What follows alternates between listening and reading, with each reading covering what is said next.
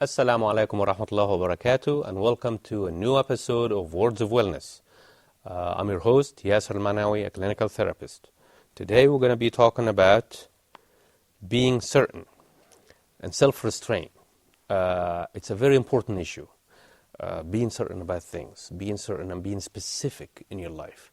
This is actually something that I saw in a lot of the people that come to treatment, that they're not certain, they're vague. Things are just like not black and white. And they don't even know the difference between black, gray, and white. Everything is mixed together. And therefore, they get into a lot of problems, they get into a lot of trouble, they get into a lot of emotional, or as a result, they get into a lot of emotional problems because of that. So there is a theory that goes with this. First, we're going to talk about the hadith. We're going to read the hadith, and we're going to talk about it, and I will tell you about the psychological theory. So, let's start talking about or reading the hadith together. The Muslim's piety and self-restraint, from Nu'man ibn Bashir radiallahu anhu, who said that I heard Allah's Messenger sallallahu alayhi wasallam say, that which is lawful is clear, and that which is forbidden is clear. And between them are doubtful matters, about which many of the people have no knowledge. So, whoever avoids doubtful matters saves his religion and his honor, and whoever falls into doubtful matters falls into what's forbidden. Just like a shepherd who grazes near to a private pasture, he will soon stray on it. Indeed, for every king there is a private preserve. Indeed, preserve of Allah are those things which has forbidden. So let's see. If we take a look at that and really discuss it, what we need to do is that we need to be specific in our lives. We need to pay attention to what is right and what is wrong. And that is going to save a lot of us from being emotionally unbalanced, from feeling that they do not or from feeling self-pity, sorry for themselves. There is a theory that we call it a cause and effect, and this is what we use a lot in the office. The theory goes, if I do something, usually what happens, there is a result that's going to happen from my action. So for each action, there is a reaction. So if I do something that's wrong, and now I am resulting to it, like let's see, if I drive my car at 120 miles an hour, and I get a speeding ticket, and every time I drive fast, I get a speeding ticket.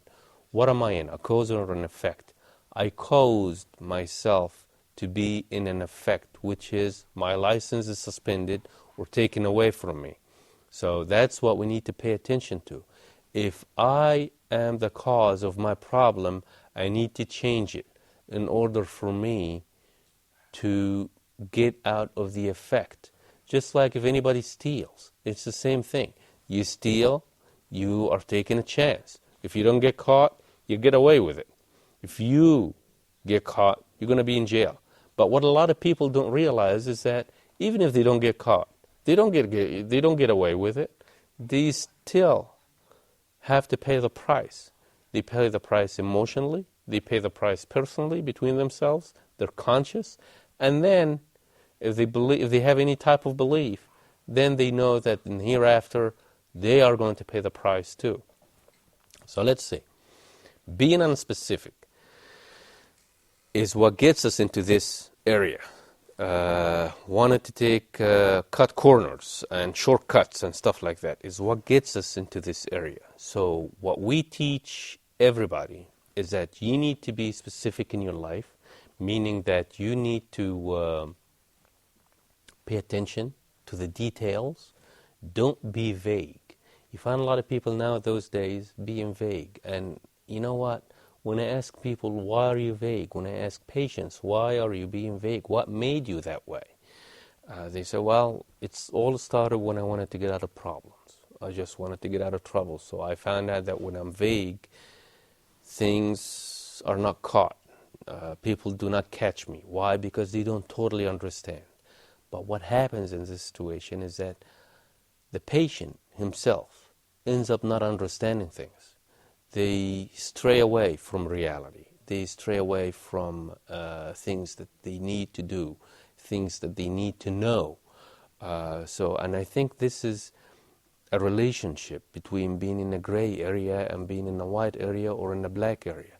So I usually take it that if somebody's coming to treatment, I tell them, well, are you in the right or in the wrong? They say, well, if I'm in the wrong, I'm in the wrong. But there is always a but.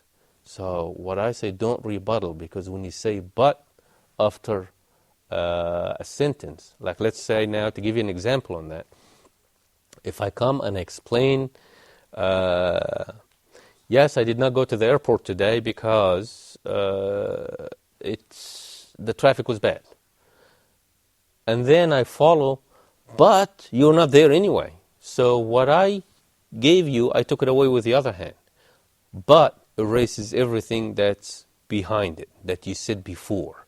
But should be taken out of the sentence. And you say and, not but. Now, we're going to go back to the gray area.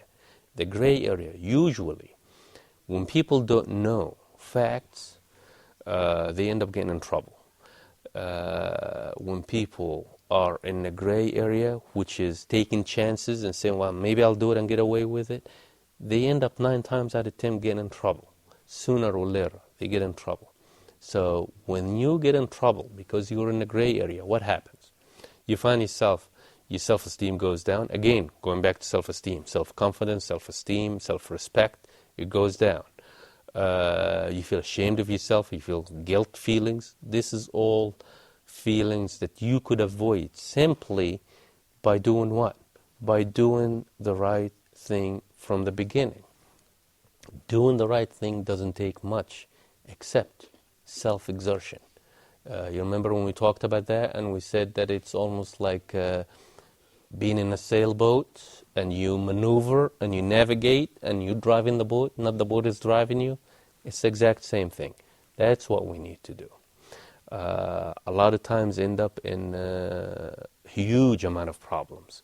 One of the things that we usually deal with is the disease of addiction, again, because they keep doing it.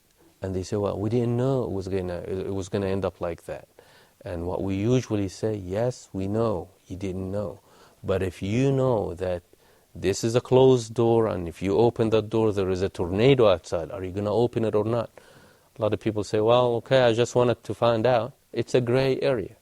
Don't go in the gray area because you're going to end up being in the black area just by being in the gray area.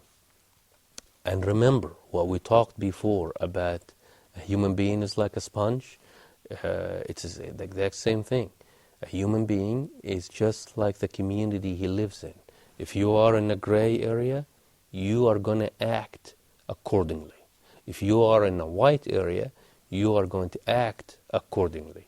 So please pay attention to what you're doing and where you are. Thank you very much, and we'll see you next time, inshaAllah. Assalamu alaikum.